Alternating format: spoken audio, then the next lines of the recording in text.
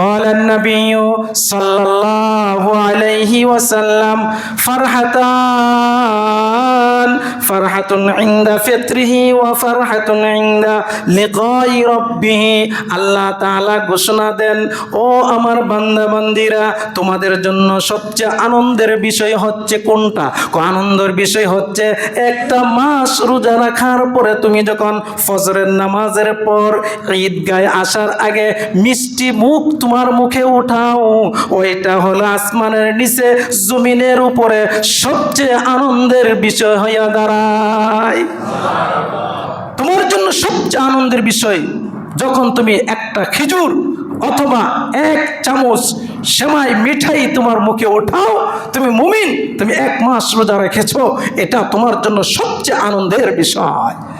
ফিতরাতাল্লাহিল্লাতী ফাতারান-নাস আলাইহা লা তাবদীলা লিখালকিল্লাহ যালিকা الدين القيم قال الله تعالى في كلامه المجيد بارك الله لنا ولكم في القرآن العظيم ونفعنا وإياكم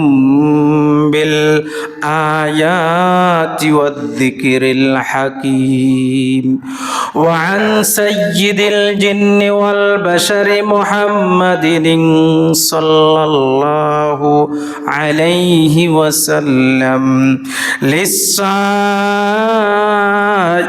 فرحتان فرحة عند فطره وفرحة عند لقاء ربه أو كما قال عليه الصلاة والسلام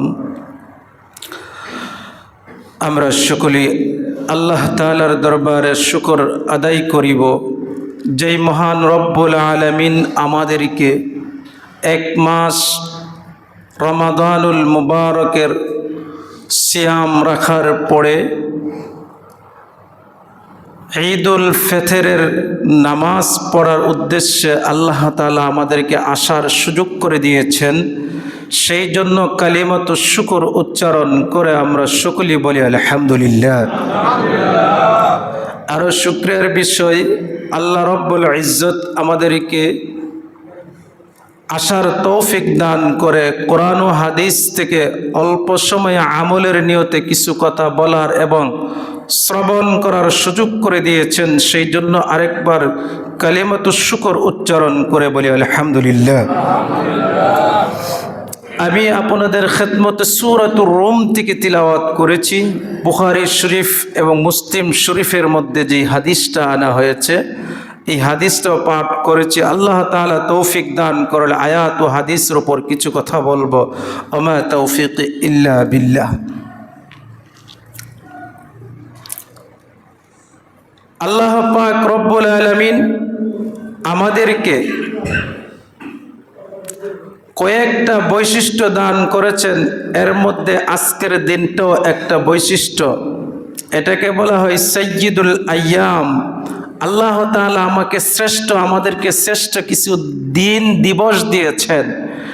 এর মধ্যে আল্লাহ তাআলা সাইয়্যিদুল আইয়াম, দিনের সর্বশ্রেষ্ঠ দিন যেগুলা, এর মধ্যে একটা হলো ইয়াউমুল জুমআ, জুমার দিন।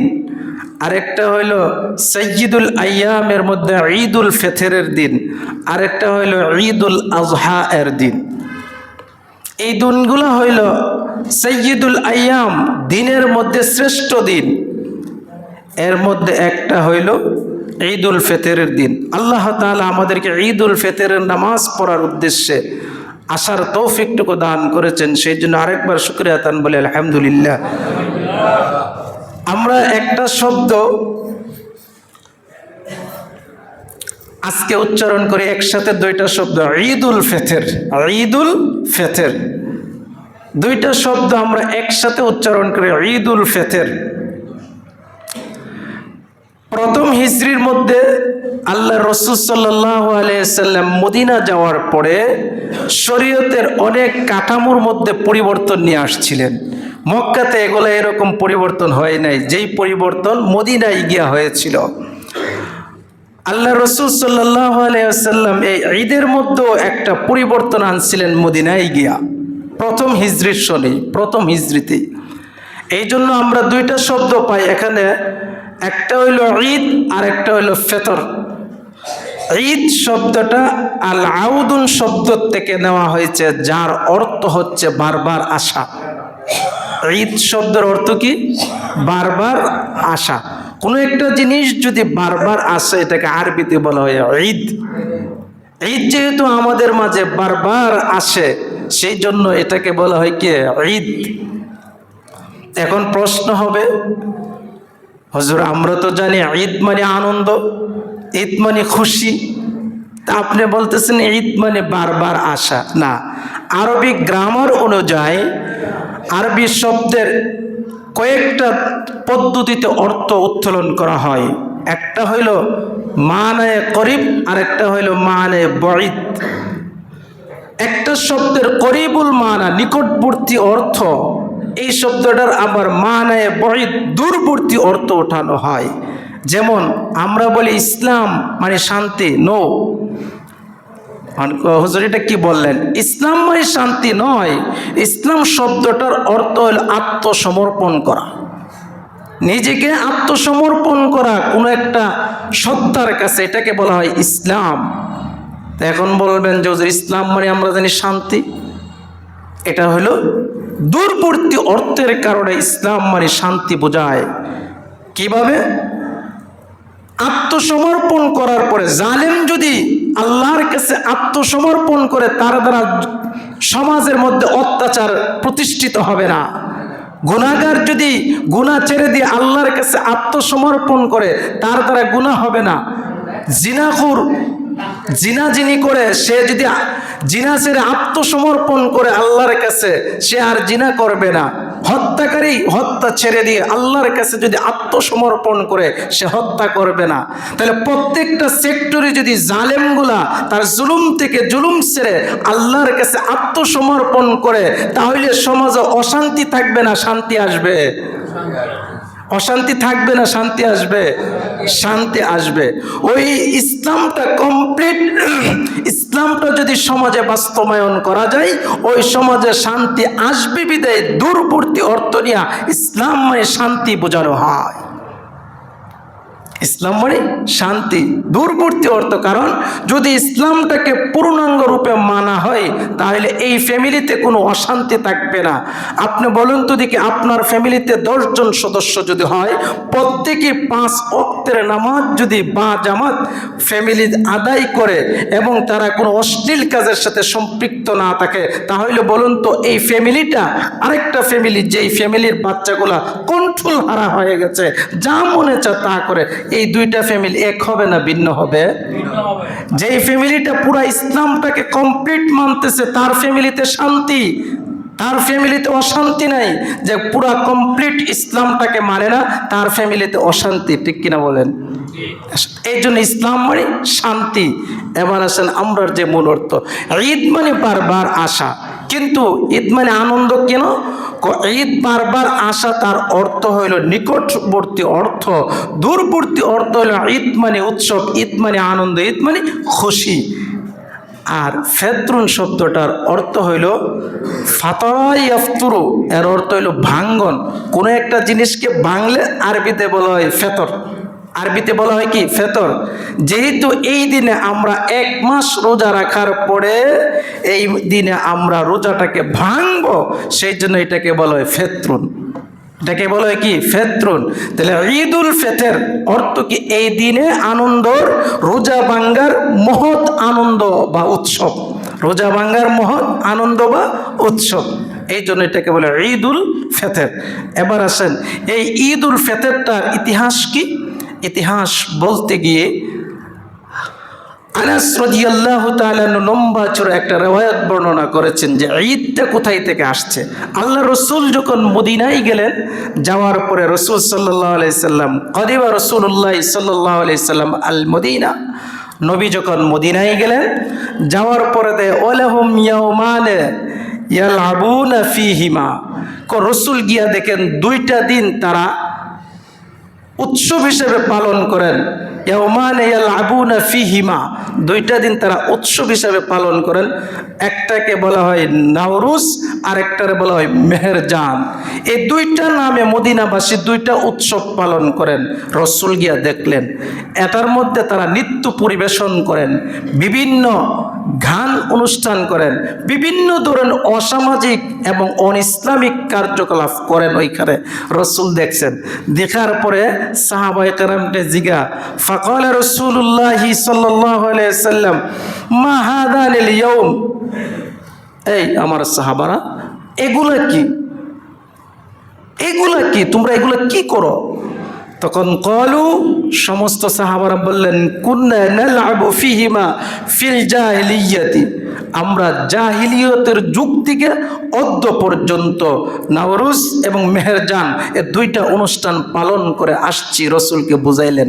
রসুল বলেন, পালনের তো একটা পদ্ধতি আছে, নিয়ম আছে, ও নিয়ম তোমরা মেহেরজান আর নওরুজ পালন করো, এটা কোথায় পাইলা?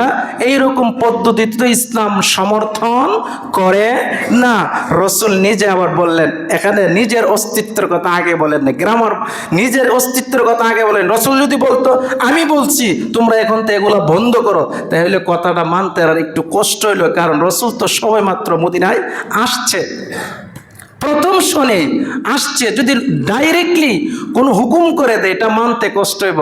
এই জন্য রসুল কৌশল হাঁটায়া কথা বললেন, বলে ও আমার সাহাবারা, ইন্নাল্লাহ কদ আবদালাকুম, নিজে বলেন নাই, আমি বলতেছি তোমরা নওরুজ আর মেহেরজানকে আজ থেকে পালন করবা না, এটা নবী নিজে বলে নাই। বলছে কি, ইন্নাল্লাহ কদ আবদালাকুম, নিশ্চয়ই আল্লাহ তাআলা এটাকে পরিবর্তন করে দিয়েছেন। সুবহানাল্লাহ। কার কথা বলছেন? অনেক সময় ছোটরা যদি বড়দের দোহাই দেয় তাহলে কথা মানতে সহজ হয়। ছেলেরা অনেক কিছু করতেছে, পরে বলতেছে এই তোর দাদা বললাম শুনবো, তখন ছেলের দাদাকে খুব ভয় পা, মুরব্বী। তো নবী নিজের অস্তিত্বের জানান এখানে না দিয়া আল্লাহর অস্তিত্বের কথা বলতেছে, ইন্নাল্লাহ কদ আবদালাকুম, আল্লাহ তাআলা তোমাদের এই সিস্টেমটাকে পরিবর্তন করে দিয়েছেন, বিহিমা খায়রুম মিনহুমা, পরিবর্তন করে দিয়ে এমন না, এটা একটা ল আছে, ইসলামিক ল হইল কোনো একটা কাজ চলতেছে, চলমান কাজটা যদি ইসলাম পরিপন্থী হয় তাহলে এটাকে বন্ধ করতে হইলে আগে একটা জিনিস গবেষণা করে বের করতে হবে, এটার বিপরীত আবার আরেকটা অপশন দিতে হবে। এখন আপনি বন্ধ করে দিলেন এই কাজটা, বন্ধর পরে তাদেরকে বিপরীত আরেকটা অপশন দেন নাই, তখন তারা কি করবে? এই জন্য ইসলাম বলে একটাকে বন্ধ করলে এটা যদি না জায়েজ হয়, এটা বন্ধ করলে দ্বিতীয় আরেকটা অপশন তাকে জায়েজ চালু করে দিতে হবে। রসুল আরেকটা অপশন চালু করে দিয়ে বলতেছেন, খায়রুম মিনহুমা, এর চেয়ে উত্তম আল্লাহ তোমাদেরকে দুইটা জিনিস দান করেছেন, দুইটা জিনিস দান করেছেন, একটা হলো ইয়াউমুল আযহা, আরেকটা হলো ইয়াউমুল ফিতর। সুবহানাল্লাহ। আল্লাহ তোমাদেরকে দুইটা জিনিস দান করেছেন, একটা হলো ইয়াউমুল আযহা, আরেকটা হলো কি ইয়াউমুল ফিতর। এই নওরুজ আর মেহেরজানকে পরিবর্তন করিয়া আল্লাহ দুইটা জিনিস তোমাদেরকে কি করে দিয়েছেন? দান করে দিয়েছেন। সুবহানাল্লাহ বলেন। দান করে কেমন কেমন করে দিয়েছেন? আল্লাহ তাআলার রাসূল নিজেই বলেন দান করে কেমন করে দিয়েছেন। আযমুল আইয়াম ইনদাল্লাহ, আযমুল আইয়াম ইনদাল্লাহ ইয়াউমুন নাহর সুম্মা ইয়াউমুল কুরা আইয়ামুল ফিতর। রাসূল বলেন তোমাদেরকে দান করে দেয়া এই দুইটা দিন, ইয়াউমুল আযহা আর ইয়াউমুল ফিতরটাকে আল্লাহ তাআলা শ্রেষ্ঠ দিন হিসাবে ঘোষণা করে দিয়েছেন। শ্রেষ্ঠ দিন ঘোষণা করে দিয়েছেন ইয়াউমুল ফিতর আর ইয়াউমুল আযহাকে। এবার আসেন এই দুইটা দিনের রাত্রি কতটুক মর্যাদা সম্পূর্ণ, কতটুক মর্যাদা সম্পূর্ণ আল্লাহ রসুল নিজে বলেন এই দুইটা রাত্রি কতটুক মর্যাদা সম্পূর্ণ।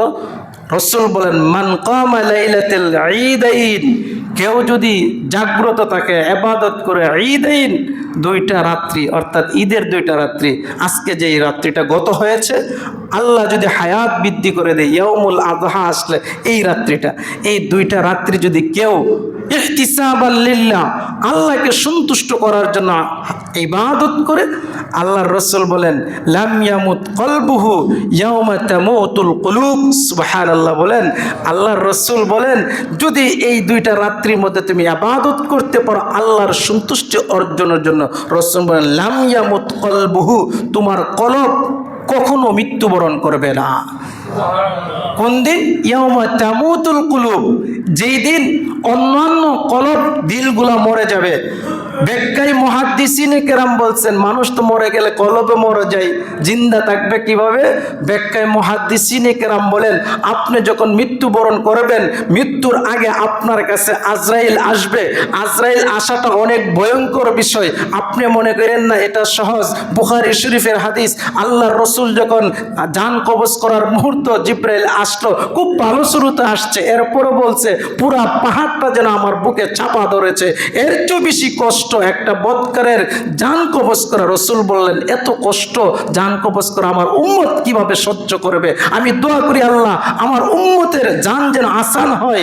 বলা হয়েছে যদি কোনো আল্লাহর মাকবুল বান্দা হয়ে যা, আল্লাহর নৈকট্য বান্দা হয়ে যা, ওই বান্দাটা যখন মৃত্যুবরণ করবে তার রূহটা বের হবে তার দেহ থেকে বাচ্চা মার স্তনের দুধ পান করলে যেইভাবে পান করতে করতে ঘুমায়া যায়, কোনো খবর থাকে না, ওইভাবে আল্লাহর মাকবুল বান্দার জানটা জিবরাইল কবজ করবেন। একদম ঘুমাইয়া যাবে আল্লাহর বান্দাগুলা রসুলের দোয়ার বরকতে, রসুলের দোয়ার বরকতে। এখানে কি বোঝানো হয়েছে?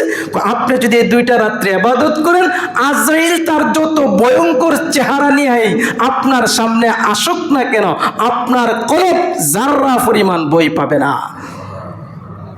আপনাকে কবরে রাখার পর তিনটা প্রশ্ন করবে, কবর খুব কঠিন পরিস্থিতি, কিন্তু আপনি যদি এই ঈদের দুইটা রাত্রি ইবাদত করেন কবরে আপনার কোনো পেরেশানি থাকবে না, হাসরের মাঠে আপনার কোনো পেরেশানি থাকবে না, কোনো বই থাকবে না, কোনো কিছুই থাকবে না, মিজানের পাল্লার কাছে কোনো ভয় থাকবে না। কারণ আপনি যে আল্লাহকে সন্তুষ্ট করার জন্য ঈদুল ফিতরের রজনীতে, ঈদুল আজহার রজনীতে ইবাদত করেছিলেন, আল্লাহ সেটাকে পছন্দ কইরা আপনার কলবটাকে এত শক্ত করে দিয়েছেন, এটার মধ্যে আর হাসরের মাঠের কোনো ভয়ঙ্কর চিত্র বই পাওয়ার কারণ থাকে না।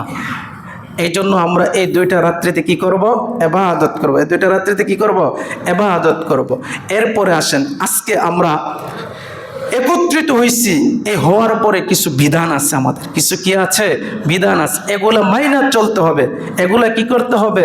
মাইনা চলতে হবে। আপনার জন্য রাসূল হাদিস শরীফের মধ্যে বলছেন একটা রোজাদারের জন্য সবচেয়ে আনন্দের বিষয় তার দুইটা। কয়টা? দুইটা। কয়টা? দুইটা। আল্লাহ রাসূল বলেন ক্বালান নাবিয়্যু সাল্লাল্লাহু আলাইহি ওয়াসাল্লাম ফারহাতান, ফারহাতুন ইনদা ফিত্রিহি ওয়া ফারহাতুন ইনদা লিকাই রাব্বিহি। আল্লাহ তাআলা ঘোষণা দেন, ও আমার বান্দা বান্দিরা, তোমাদের জন্য সবচেয়ে আনন্দের বিষয় হচ্ছে কোনটা? আনন্দের বিষয় হচ্ছে একটা মাস রোজা রাখার পরে তুমি যখন ফজরের নামাজের পর ঈদগাহে আসার আগে মিষ্টি মুখ তোমার মুখে উঠাও, ওইটা হলো আসমানের নিচে জমিনের উপরে সবচেয়ে আনন্দের বিষয় হইয়া দাঁড়ায়। তোমার জন্য সবচেয়ে আনন্দের বিষয় যখন তুমি একটা খেজুর অথবা এক চামচ সেমাই মিঠাই তোমার মুখে ওঠাও, তুমি মুমিন, তুমি এক মাস রোজা রেখেছো, এটা তোমার জন্য সবচেয়ে আনন্দের বিষয়। আমরা কি আনন্দ ভোগ করি না? মিষ্টি মুখ দেওয়া যায় বলে এক মাস রোজা রাখছি, মুখকে আল্লাহ তাআলা বন্ধ করে দিয়েছিল দিনের বেলা, আজকে খুললাম, অনেক আনন্দ লাগছে। আল্লাহ তাআলা বলে এটা তোমার কাছে সবচেয়ে আনন্দের। আরেকটা আনন্দের সাবজেক্ট আছে। কোনটা আনন্দের?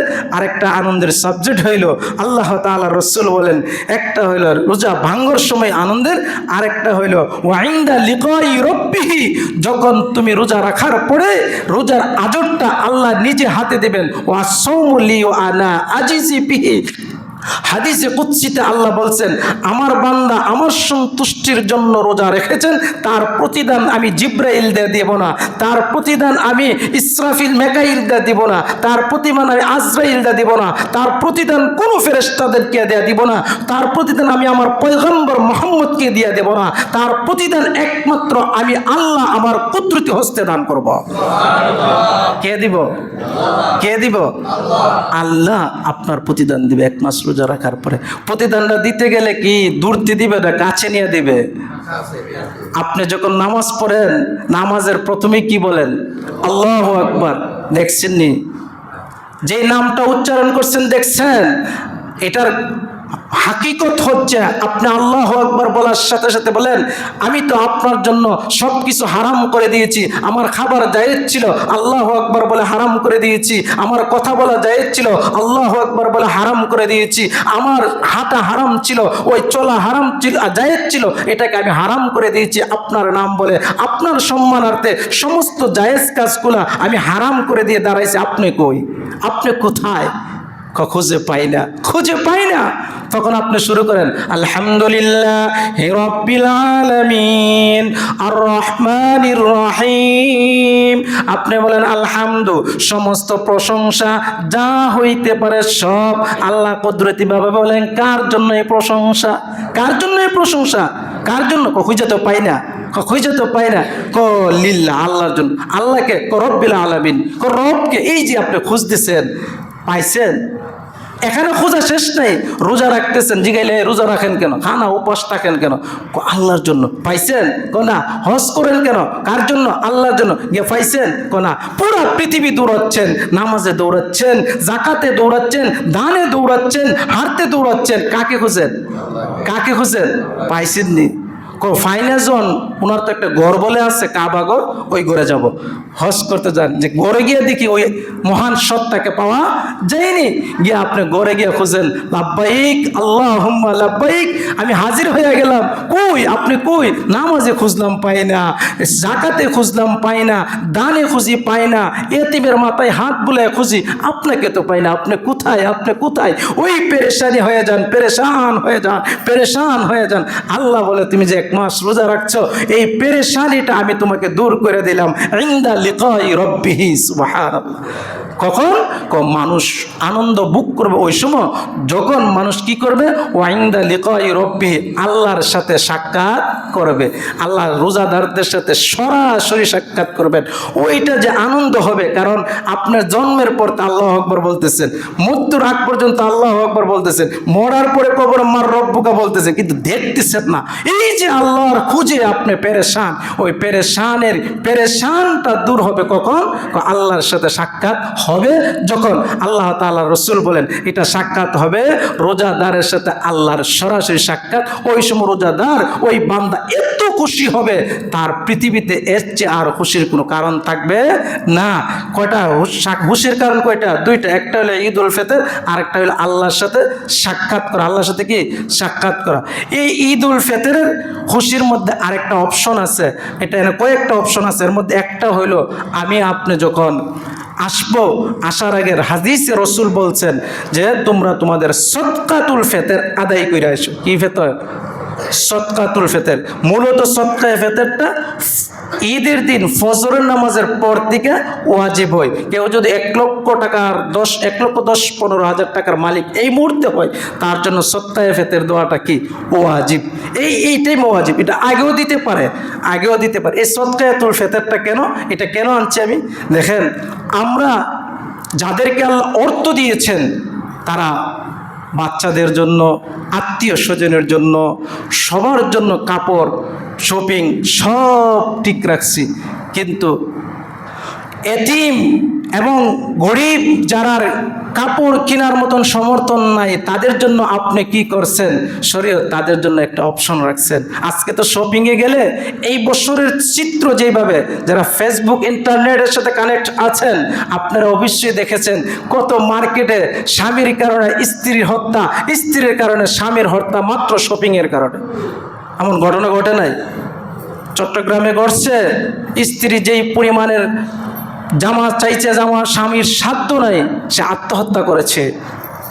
এরকম অনেক ঘটনা এই বছর করছে। ওমর রাদিয়াল্লাহু তাআলা আনহু অর্ধ জাহানের প্রেসিডেন্ট। ওমর রাদিয়াল্লাহু তাআলা আনহু বাসায় গেছেন ঈদ উল ফিতরের আগ দিয়া। যাওয়ার পরে আহলিয়া বলতেছে, আমরা বয়স হয়ে গেছে, আমাদের কোনো নতুন কাপড়ের প্রয়োজন নেই, পুরান দিয়ে ঈদ করে ফেলবো, অর্ধ জাহানের বাচ্চা। কিন্তু ছোট ছোট যে বাচ্চারা আছে আমাদের, এদের তো কিছু ঈদের কাপড় দরকার, আপনি কিনা দেন। ওমর রাদিয়াল্লাহু তাআলা আনহু কি বলে জানেন? আমার কাছে তো কোনো টাকা নাই, আমি কি দিয়ে কিনবো, টাকা তো নাই।